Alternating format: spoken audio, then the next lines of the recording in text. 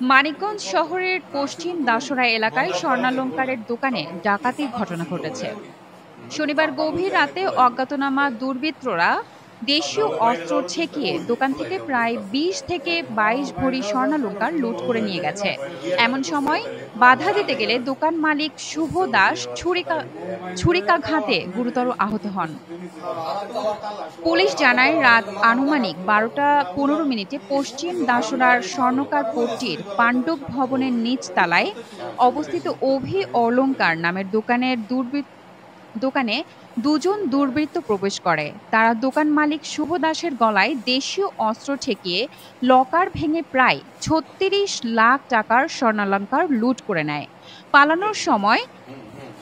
পালানোর সময় শুভ দাস বাধা দিলে তাকে পিছন থেকে ধারালো অস্ত্র দিয়ে এলোপাতাড়ি আঘাত করা হয়। এতে তিনি গুরুতর আহত হন।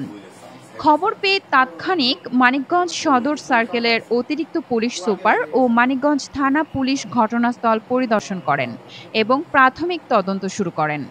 আহত শুভ দাসকে উদ্ধার করে মানিকগঞ্জ সদর হাসপাতালে ভর্তি করা হয়েছে। মানিকগঞ্জ থানার ভারপ্রাপ্ত কর্মকর্তা এস.এম.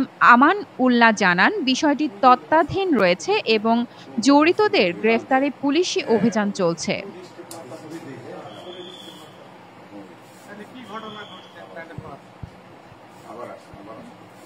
ঘটনা তো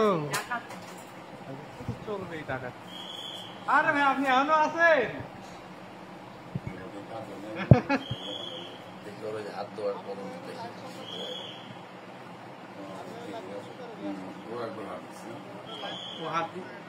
উপরে দিচ্ছে স্যার।